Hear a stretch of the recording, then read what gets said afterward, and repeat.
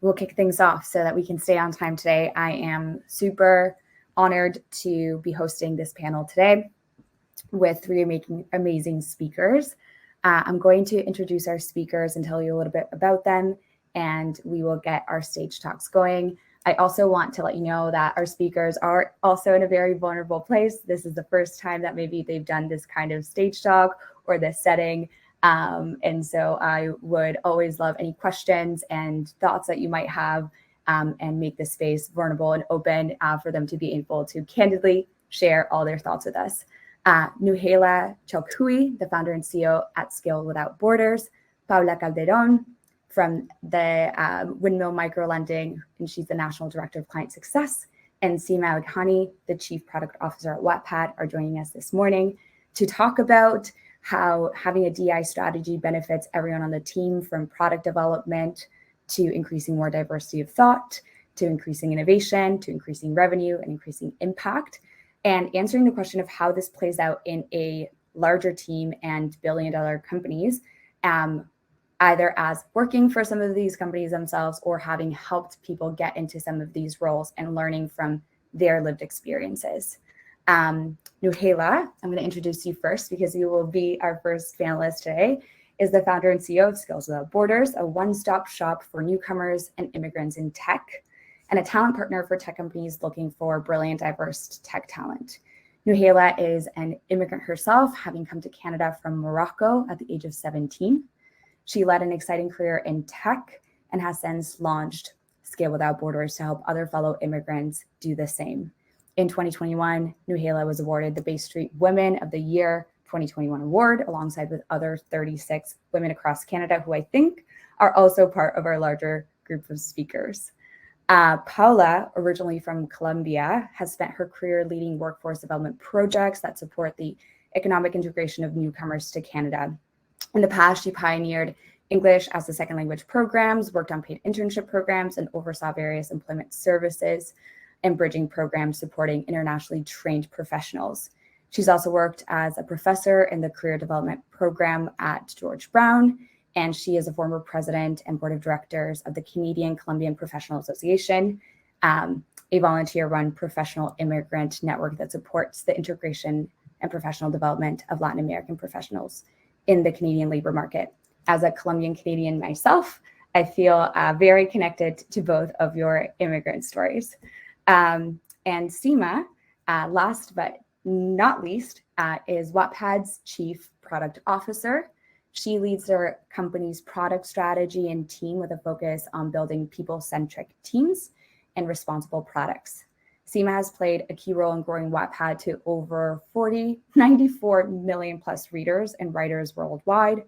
As the general manager of Wattpad Labs, Seema also leads the company's research and development innovations around the future of storytelling. And I can't wait to hear from you and how you apply that. She's founded and chairs Wattpad's Diversity and Inclusion Committee, introducing important equity initiatives across the company. Thank you all so much for joining us. And I know I'm personally really excited to hear all of your stories and opinions and learnings. I'm going to hand it over to Nouhaila to take us on her journey around this topic.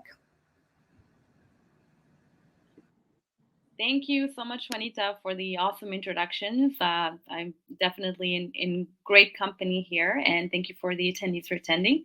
My name is Nouhaila, and as mentioned, I'm from Scale Without Borders, which is your one-stop shop for immigrants in tech to help them access resources. I'll share very quickly my story, although Juanita did a fantastic job, covering, my bio. I was born and raised in Morocco, and when I was 17, I packed my suitcase. It was one suitcase, and I came to Canada on my own. I came originally to study. I thought I was being, an international student, very excited about my, being away from my parents, being on the loose is what I call it. And Frosh Week and picking my courses. Little did I know that I was actually permanently moving to the other side of the country. And that's where I was going to build my life. This was back in 2010, and fast forward 2022, although I've worked in a few other countries, Canada is my home. I graduated and from politics, nothing to do with tech. And Once I did that, I joined my first tech startup, helping newcomers access healthcare using technology. And that was the first time I fell in love with tech, and I fell in love with working with newcomers. And after that, I've gone ahead and headed Women Founders Programming at an incubator in Toronto. And I was really inspired to build my own company.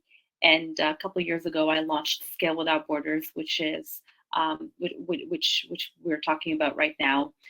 The reason behind launching this is because I was an immigrant and I saw that there was a gap in the tech ecosystem. There were many amazing initiatives being done for underrepresented, underestimated folks in tech, but there was a gap among immigrants. There are also a lot of amazing initiatives for newcomers and immigrants. I wanted to focus specifically on tech. So I've learned a few things in my journey in the past couple years, running Scale Without Borders, and also running a few other initiatives before that in terms of DE&I in tech. And I wanted to share some of those with you, specifically in the context of hiring and work culture in tech. So the first thing that I've learned, and I know you all probably know that by now, especially, is you need to have a strategy that is intentional. You know, sometimes in my network, I just naturally have amazing people from all sorts of backgrounds, but you do need to be intentional in your strategy as leaders in HR, as people leaders. What that means is going out and seeking those communities that you are lacking in your team. And those communities come in different places. You can't find them just in one place. So you actually have to go seek them out, whether it is going out finding organizations that work with those communities, or changing your hiring strategies, or partnering up with other partners, or coming to amazing events like this. You do need to go out and seek them. Specifically, I will talk mainly in the context of immigrants. You need to understand their barriers, and meet them where they are. So, for example, working with immigrants, one of their biggest barriers is Canadian experience. And I know it's easy for leaders or recruiters to look at a resume and find that, it's Canadian or U.S. university. That's much easier for me to recognize, rather than go out and find out what this Singapore-based university is, and it's actually really highly ranked. So being able to kind of get out of your comfort zone and learn about international credentials, rather than just sticking to what it makes a huge difference in both helping you with your D&I goals, but of course helping the actual communities that we're looking to reach. Or just as an example, we run a lot of master classes, and we do help newcomers a lot in just the communication skills and interviewing skills. And sometimes newcomers will want to talk about their family, and that's the way they talk. It in an email, they will mention that they have kids and they have a wife, and someone who's born and raised in Canada might find that a little bit strange. Why are you sharing this with me? So understanding that there are different cultures and not judging people based on their way of talking can also go a long way. Because you never know, those very people have the talent behind and have the technical skills and also the interpersonal skills that are needed for your role. So really going out of your comfort zone to understand the barriers that these communities are facing, and then overcoming those barriers. Next, I will say also monitoring, of course, your pipeline.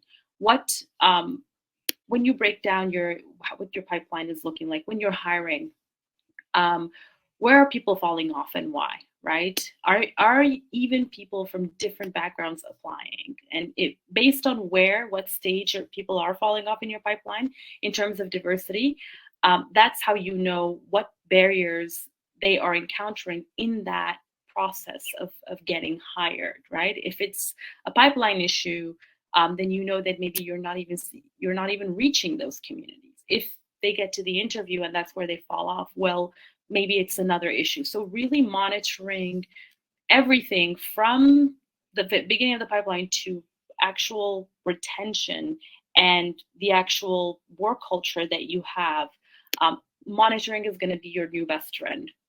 And I know I'm talking to a bunch of leaders here, so I know a lot of this is also being practiced. And finally, I will say this: you can't lump, and I've seen this happen. This is candid conversation. I've seen this happen before. You can't really lump different groups into one D&I bucket. You need to have a strategy that is holistic and intersectional. So barriers that women face are totally different from barriers that Black folks face and that immigrants face. And even within those groups, there are different barriers as well. So you need to have a strategy that is both intersectional and also works for each group and solves the diversity issue holistically. So it is hard work, but it is work that is well worth it, and it's very rewarding, and it's also fun in the process. And then at the end of the day, you have a team that is incredibly diverse and resilient. And believe it or not, statistics show that the most diverse teams are more likely to succeed and have much better results than teams that are more homogenous in their nature. So I will stop right there, and I'll hand it over to Juanita. Thanks, Nouhaila. I have a question around like the steps that you think a really large company or a company with a lot of revenue should take, but I'll save that for the end, and I'm going to pass it over to Paula, and then we'll gather questions, and then the three of you can answer them. Paula, over to you. Thank you, Juanita. And I was just going to say, that's a wrap, Nouhaila. You pretty much summed it all up. But those are some great insights. And we both sort of navigate the same space. So I've dedicated my last 20 years of my career in Canada to supporting the labor market integration of newcomers to Canada. Of course, I look at it from the same lens of that diversity in terms of different people coming from different backgrounds, not women and men, but immigrants, and the different barriers that they face in the labor market, but also the value it brings, because I have sort of that dual perspective, right? As working, I've worked with all the barriers that immigrants might have in integrating in the labor market, from language programs, as you stated, Juanita, when you introduced me in my bio. I started with language programs, breaking the language barrier, which of course we all know when we're job seeking, of course, we're all in a sales job, right? We need to market ourselves. And when we are in the labor market, when we're working as employees, we're always selling ideas, always selling concepts, always selling our skills and capacity. And without language, which is the biggest tool, communication tool in marketing and sales, it's really difficult to do that. So that's one of the biggest barriers. So addressing that, but also as Nouhaila mentioned, the lack of local experience. So integrating into the labor market through different avenues, through internship program, paid internship programs, of course, bridging programs and different opportunities for newcomers to get their foot in the door and step in and show their skills and capacity, because we all know that they bring a wealth of skills and education and capacity for building capacity in organizations as well. So with that lens, but also the lens from an employer side. So I've had diverse leadership roles in different non-for-profit organizations and in the corporate sector for a brief stint, but my heart is always in non-for-profit and supporting people to achieve their goals. I currently work with an organization called Windmill Microlending. And so now I'm in the financial sector, supporting immigrants through microloans for education and training. So that is also, as Nouhaila, you mentioned, I mean, the lack of credential recognition and foreign credential recognition is a huge barrier. Supporting people in sort of getting Canadian accreditation. Of course, the majority of our clients are in regulated professions, because we all know they need to relicense in the country to be able to practice in their field of work.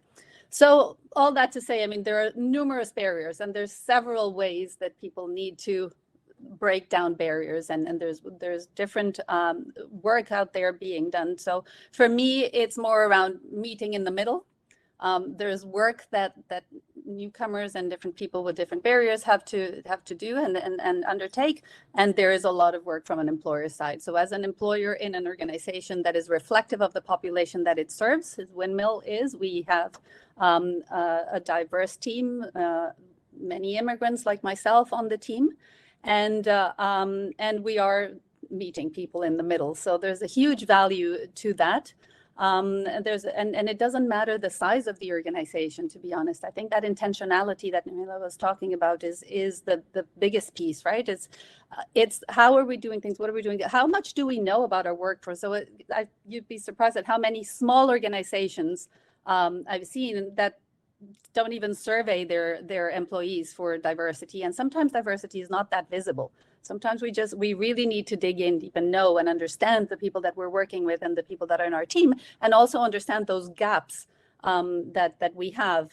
Often we measure success in profitability, but there's actually lots of angles to success, and the creativity and the diversity of thought and the productivity that comes with everyone. With a diverse team is probably the biggest measure of success, right? Newcomers bring incredible critical thinking skills and creative problem-solving skills. And diverse teams have been proven to improve creativity in organizations, new product development, connections to other parts of the world, which is also important, and lots of hidden value that we sometimes don't think of, right? So that intentionality, that knowledge and understanding of who you have on your teams, but also who you need to have on your team is super important. And from different angles. So we're talking about from cognitive angles, we're talking about from representation angles, we're talking for different aspects that support that productivity and that diversity in teams and diversity of thought as well. So we're focusing and of course nowadays focusing on newcomers in STEM, for example, and the different how undervalued international experience and foreign credentials are in the sector. The earning gaps. I mean, this is not just us anecdotally talking. There's research and there's lots of data showing that newcomers in STEM have an earning gap, and especially women. So it's actually worse for newcomer women in terms of earning gaps, despite the qualifications and the experience that they bring to the table. We need to address discrimination against women, BIPOC, and racialized individuals in the workplace through zero tolerance policies and training. It's super important to have policies in place, to have continuous training. And this, I mean, continuous is because I've seen many times where it's one time, okay, we hire a consultant, we do training on the policies that we're setting out, and then we forget about it. So this has to be part of the culture and a continuous, something that we're continuously looking at. Recruit, employ, and of course, empower diverse talent at leadership roles. I mean, not just at entry-level roles. This is super important. Once again, if we're looking at really taking this seriously, we have to have diversity at all levels of organizations. And of course, investment. I mean, there has to be investment in inclusion, in equity, bias and accessibility training and policies, as I said. And once again, ensuring that we're addressing the gender pay gap, super important. As well, making sure that we're paying all employees equally for the same type of work. Creating avenues also for embracing diverse voices and perspectives and ideas. That's something that we focus a lot on our organization, making sure that everyone has a voice, that everyone is participating in decision making and understanding why decisions are made, and also having the opportunity to express their opinions on things that are happening within the organization. And there's, of course, I mean, the access to support. There's supporting women and newcomer-led professional networks like Immigrant and International Women in Science, or Advancing New Canadian Women in Technology. I mean, supporting and accessing, as Nouhaila was saying, and making sure that you're connecting with communities and with where these diverse individuals are, where they're going, where they're getting supports, and connecting with that. I've seen the most successful employers for diversity, equity, and inclusion are actually very active in participating with these organizations that are supporting newcomers or that are supporting racialized people and women and different initiatives out there in the community. So partnering with these newcomer settlement and career success organizations to develop recruitment pipelines of diverse people and skilled professionals is super, super important. There's tons of benefits to diversity, like higher profitability and productivity, improved competitiveness, and even more exports if that's the area that you're in, innovation and faster economic growth, and of course, increased employee engagement and customer loyalty. So those are just a few points of the value and benefits that I'm sure lots of people are aware of, but it's always good to get a little reminder on that. And if I were to say, I mean, in terms of a few strategies for promoting diversity, that could include like set expectations for inclusive leadership, take ownership, of course, and share lessons learned through the process. This is a process, and it's fine to also reassess and see if things are working or not working. Creating metrics to track diversity and inclusion, and reporting on progress to ensure that it aligns with your business strategy and with the goals and the culture that you want to achieve. And always cultivate employee buy-in and engagement. So once again, having everyone participate in the process, understand why this is important and why it's being done in the organization is crucial to its success. And of course, hire based on contribution, as opposed to fit, and avoid token hiring and appointments. It's just super important that we are clear on why we're doing this. We're also, I mean, ultimately, when I'm looking to hire, I'm always looking to hire the best person for the role, right? And you're always without any bias, without looking at anything else. And suddenly it becomes a natural practice. It's just, that's what you do. And ultimately you end up with a diverse pool of talent in your team, right? And we're lucky to be in a country that is rich in diversity. So let's always just take advantage of that and be looking out for the best quality candidates for our roles. Thanks, Paula. I wrote down you're talking to 6 steps, and I will share them in the chat. But what I saw was 6 different steps, with step 1, reflecting on the population that you serve. If that population is Canadian, it should be quite diverse. If that population is homogenous, what do you need to do to actually create your product, which we're going to go into Seema's area of expertise, so that multiple folks can access it. Step 2 is learn about the state of your workforce and surveying the right ways, like anonymously, and knowing that that's okay, because you want people to encourage to give you feedback in a psychologically safe place. Step 3, evaluate your measurements of success. What matters to you? And then if it's diversity isn't one of them, how do you embed that within your strategy? Or how do you embed diversity into the strategy of what matters to you right now? Access experts to do this, and access research, because it's very accessible. Step 4, identify gaps in your workforce and then address them culturally through policy and recruiting and weaving that into how you work. Step 5, embrace inclusion through equitable pay, decision-making, leadership representation, and partnerships with other organizations that already take the lead on this. You don't have to reinvent the wheel. And step 6, take ownership through lessons learned, buy-in, engagement, and ensure that your team has a transparency into what you're trying to do across every stage of the org. I will share those. I'm a list person. It's probably the most Juanita thing I've done as a moderator, but I'm going to pass it over to Seema as our expert in product and building, and actually building some of these infrastructures at a very successful company. Seema, over to you.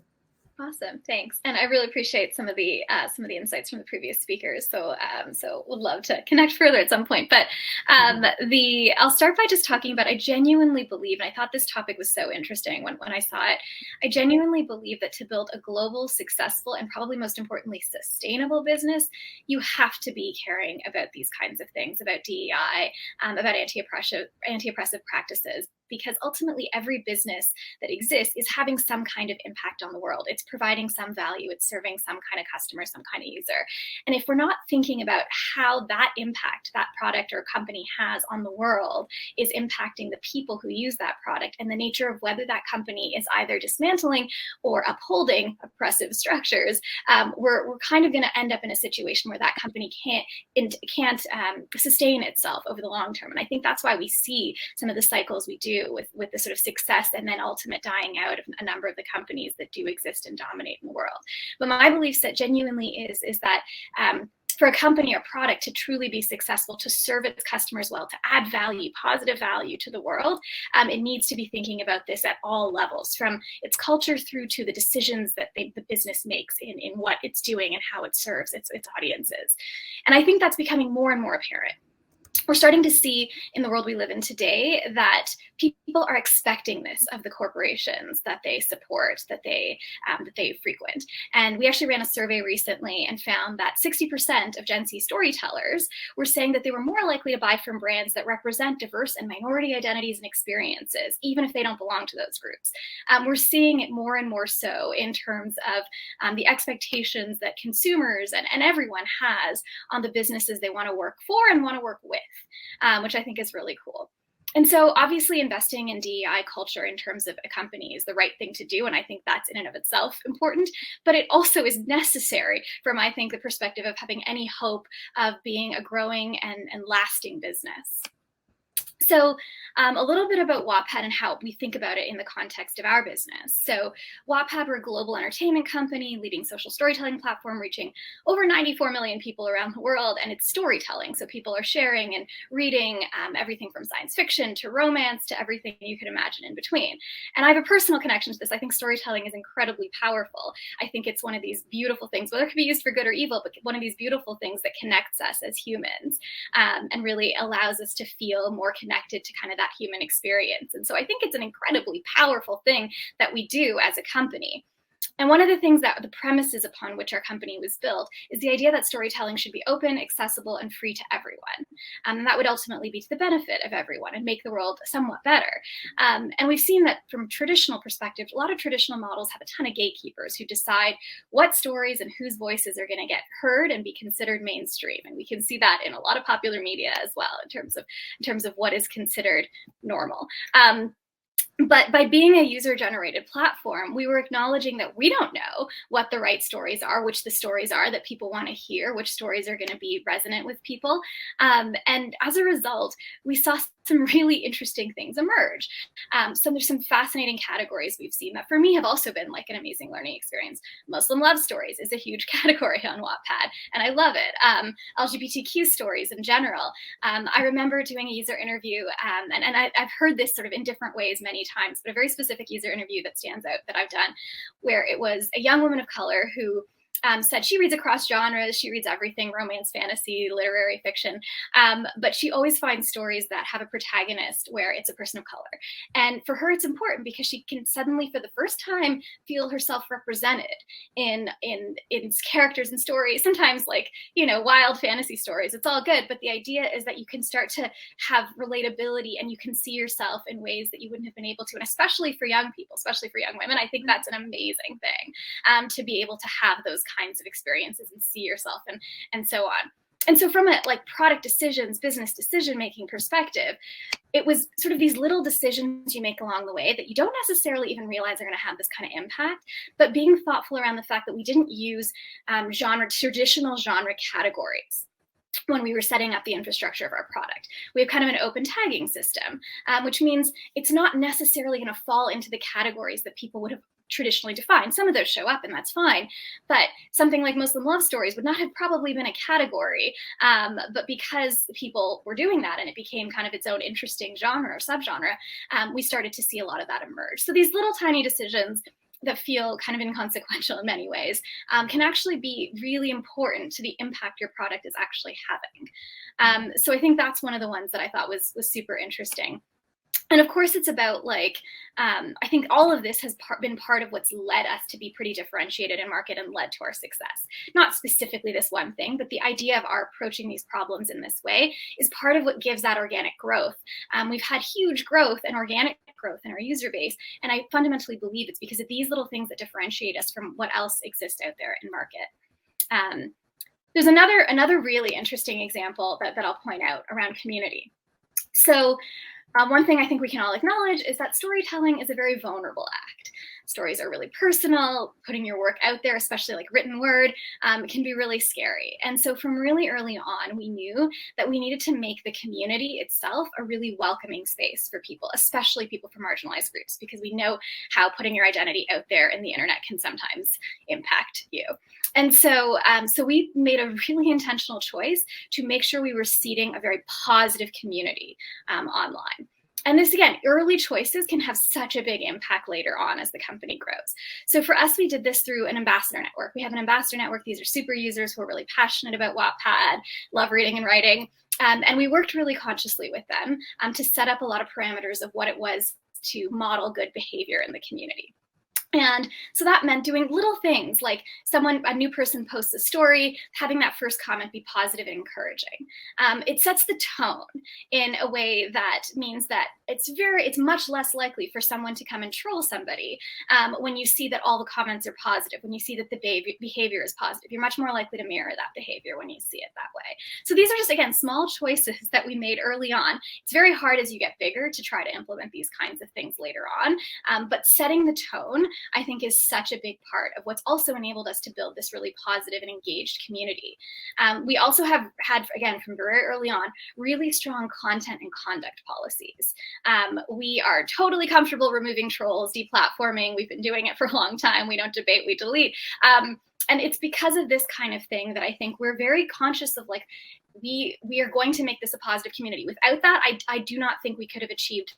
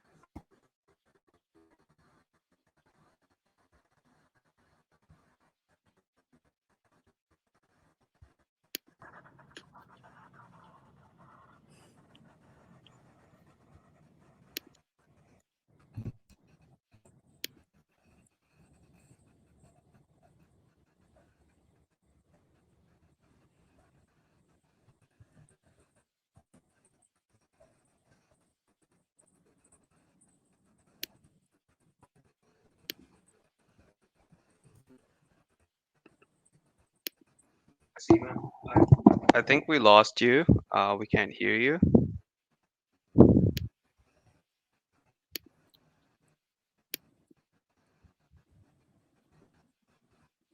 I don't know if I can unmute. Can you hear me? Seema, we lost you. Can you hear me? Yeah, we can. Your voice is cutting out too, Juanita. My thing is, I think Seema you're muted forever, I believe.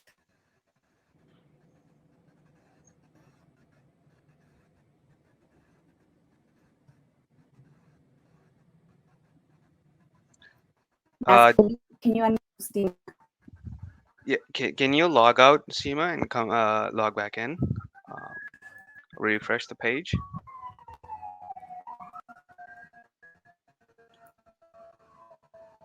I was booted out and then had to come back in, and now I see I'm in two different spots. So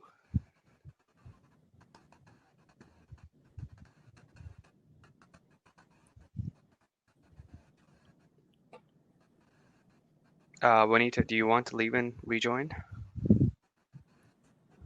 I can't Okay, let me.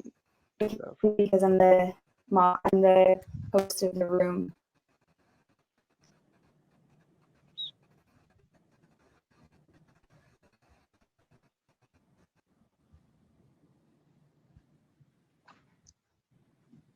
Should I leave as well? No, you're fine. I can hear you fine. I'm going to add other people back in. Hello. Yep, Hi, we Seema. can hear you I'm fine back. now, Seema. Okay. Sorry about that. I don't know what happened, but okay. So right until the end of setting the tone. Okay. Yes. But hang on, Seema. I think we should. Are we going to wait for Juanita to come back or no? Juanita is in the chat. So I think Seema, you can continue. I'll Okay. add her when she comes. Okay. Great. Awesome. All right. The fun of our remote world. So yeah, I was talking about sort of the importance of our culture, of the fact that being intentional about these kinds of choices in our product comes back to making sure that we're building that in our own DEI efforts internally. One of the things, the one example I'll give, because I don't have time to get into all of it, but one example that I thought was really important is really early on, we got advice when we were starting this DEI work to focus on the things that were going to be most systemic in terms of the types of changes that we wanted to implement. I think a lot of places start with some of the things that feel the easiest or the most obvious with training, or unconscious bias training is the classic one. And there's nothing per se against that. But I think when you just, again, I think Paula mentioned this, when you check the box and you're kind of like, just do it and think you're done, it ends up being where it actually didn't help at all, because hearts and minds is the hardest thing to change when it comes to DEI. Trying to change years and years of systemic sort of belief sets that have been imprinted on people isn't going to happen in a 2-hour training session or whatever, or anything like that. And I think one of the pieces of advice we got was focus on something that is very systemic and very impactful in terms of how people see themselves in the workplace. So where we started was career progression. And specifically within career progression, we designed something that would make it more objective and more clear. A lot of the challenges of getting promoted and salary stuff is about asymmetry of information. And those with the most privilege tend to have the most information and therefore have the most advantage in being able to progress in their career. And so when it comes to what we wanted to do is we wanted to level the playing field by giving everybody the same information. So we created skills matrices for all the roles in our company. So you can see what it looks like at the junior level, the intermediate level, the senior level, and so on, and what the skills are expected and how that should look demonstrated across these sort of different roles at the company. Then we introduced a promotion process where it would individually driven. So instead of it being entirely up to the manager based on kind of relying on their own ability to remove their own biases and all of that, we made it so that any individual can apply. There's 2 times a year where we have a promotion cycle that happens, and anyone can apply to move up to the next level in their skills matrix. They know what's expected of what it means to be able to move up to that next level. They put an application together that actually defines how they've demonstrated those skills up to that next level. That application is reviewed by a multitude of people, so it isn't just a single person who's necessarily making that decision, who can then evaluate whether they have met that criteria or not, and then make that decision accordingly. So it really provides a ton more context of this is when I know how promotions happen, this is how I can get one, this is what's expected of me, and this is the basis of how everyone's going to get evaluated. And then the last thing on that was the salary bands of like, we added salary bands to every role to say, this is where each role lives, this is what it means to move from each level, and everyone across the company can see that. Now, this was like, I think our journey is still ongoing on some of this stuff, but I would say that starting with this was just such a high impact thing that benefits everyone across the company. It's hard for anyone to argue that it doesn't serve them. But it's something that we can do that was addressing that systemic type of issues around pay equity. We also audit these to take a look at, for example, gender identity and see if there are difference in averages across salaries by band and so on, based on gender, based on race, and so on. And so these are the kinds of things that like help us, force us to push ourselves, to hold ourselves accountable to doing this kind of work internally. There's a bunch of other stuff too, but I figure I'll leave it at that. I know we lost a bit of time as well on the technical difficulties, but there's so many of these things that I believe at the end of the day, day, all of this is tied together. The how we think about the stuff internally and how we set up our systems to make sure that we're really supporting diverse employees, how we actually make decisions in our product, in our business, and how they impact the world. And that, to me, that healthy sort of cycle of being able to support all of that is what will lead to a successful, high value, high growth business. And I think that anything less is going to lead to huge sustainability problems in terms of true business success. And I'll leave it at that. I love that. That's amazing. It really reminds me. I don't know if you will get a chance to. It was yesterday, so if you have access to it, a lot of what you were talking about is like these unspoken rules or like things that people don't know about on like what skills their boss is looking for, and like having that matrix and a really clear outlined way of progression just seems so much more accessible. Gorick's session was about the unspoken rules of the workplace, often, which especially like I think resonating with Paula and Nouhaila's talk around what we think the Canadian workplace looks like and like what we expect of other people. There are a couple of questions in the chat, so I'm going to prioritize one that is specifically for both Nouhaila and I guess for everybody. Would you be able to share any data on pay gaps for newcomers in tech? I encourage you to reach out to Nouhaila on the chat function so that you can get that for sure, or we can get it from Nouhaila and then share with everybody. But what suggestions do you have on how organizations can modify, customize new hire onboarding to better support newcomers? And I guess that's Can I just address on the data one? I do have a link to a report that talks about bridging the divide and the gap in pay for women in STEM. I don't think it's focused on newcomers, but if you want, I can add the link here if anyone is interested. Yeah, that'd be amazing if you have the link. That's great. This is a TD report. Yeah. Any the economics of women in STEM, the gender pay gap. That's perfect. We'll also be sharing more resources that if speakers have, they can share with Bissell and I directly, and then we'll include that in our newsletter afterwards. But do you have any suggestions for how orgs can modify, customize new hire onboarding to better support newcomers? Yeah, that's a great question. I mean, just by asking that question, I think you're doing step one. How do we do that?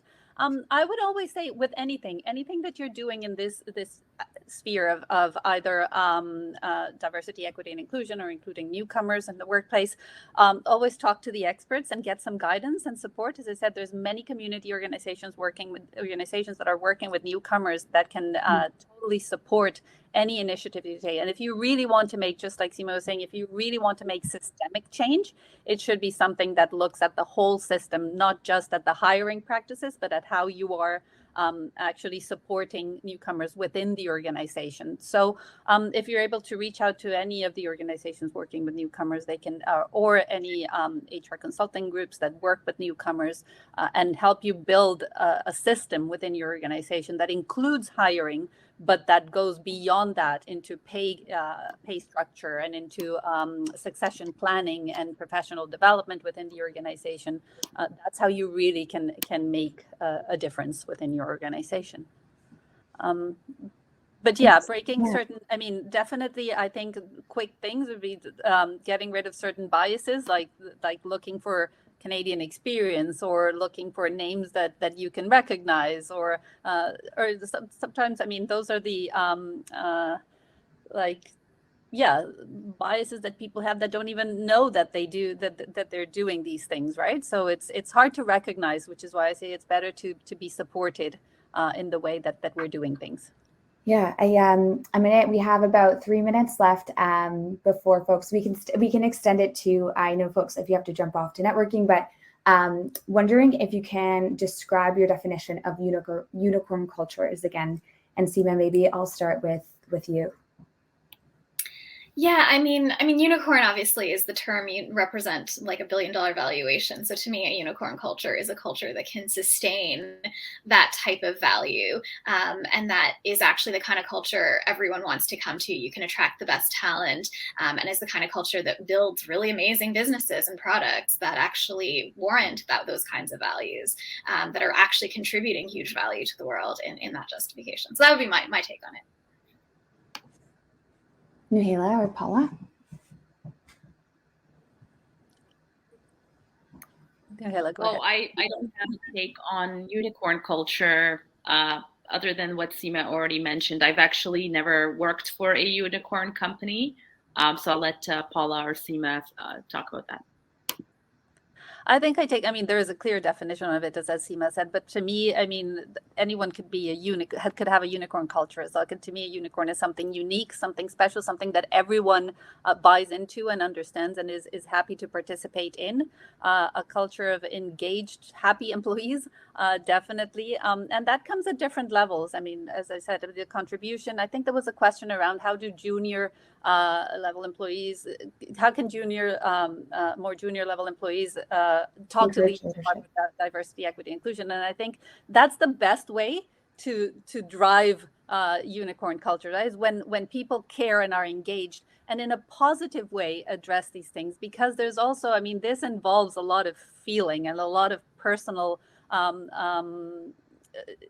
yeah, I mean, so when people are talking about these type of subjects, they're passionate about it, right? So I think one thing that happened in our organization is the conversation really started at the junior levels, but it started in a very positive way, right? It's like, okay, we want to understand what practices and policies we have. How can we better structure this? And it was very, very constructive feedback when things were not up to their standards, right? And that's how leadership is engaged, and that's how and when leadership actually doesn't just take it and see what they want to do, but actually engages employees as to what their thoughts are on what needs to be done and how we're going to do it, then you start building that unicorn culture, right? You start building that uniqueness within an organization where people are engaged and participating and driving results. Yeah, I love that, like the sustainability and results driven that can sustain like a really strong revenue generation product or organization or company. I'm going to address, there's one more question that's that I think people are looking for. And I think Seema, with a lot of the work that you've done at Wattpad, do you use tools or anything specific other than surveys to gather information around diversity and identity metrics for your workforce? We do use surveys, but I think beyond just the demographic data, which yes, it does help us capture that, we also are sort of asking a lot of questions. So we use Culture Amp, that's the tool we use. We've been using it for about 4 or 5 years. It has a D&I survey in it, but there are a lot of other tools out there in the market as well that do similar things. There's a lot around privacy and data. So whatever you pick, make sure that you're being really, really thoughtful around that. What I like about it is, yes, in addition to demographic, it's asking questions about belonging, voice, representation, authenticity, all of these different questions that really get at different aspects of DEI. And then you can cut the data based on different demographic identities to see where there's the biggest discrepancies and therefore points to really address. And so that's been what's most helpful to us. We run it annually. It's a pretty big survey, but it gives us a ton of information in terms of being able to break down, even intersectionally, like women of color and versus white women versus men of color, et cetera, non-binary folks. Like, we are able to break all of this down to be able to see where some of the actual kind of differences and biggest discrepancies are. And then again, so some issues for example, women of color around voice might be very different than issues for LGBTQ around representation. Like, there's all kinds of different sort of issues that can exist. And so it helps us a lot to break that down. Yeah, intersectional data analysis. There is a talk from yesterday around how to evaluate data, and I think that's also often really, really hard, right? It's like if you don't have the right tools or resources, sorting data is a skill set on its own. But thank you so much, all of you, for your expertise, for your conversations, for answering those questions. If you have questions specifically, I know that there's some specifically for Paula around a program for accreditation for newcomers. And I think that there's 2 specific questions for Nouhaila.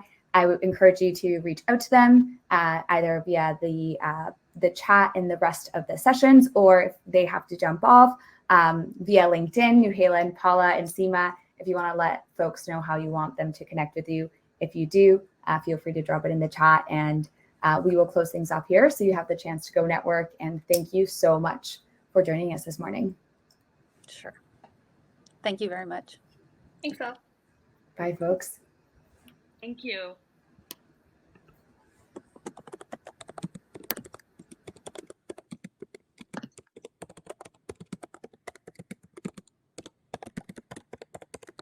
So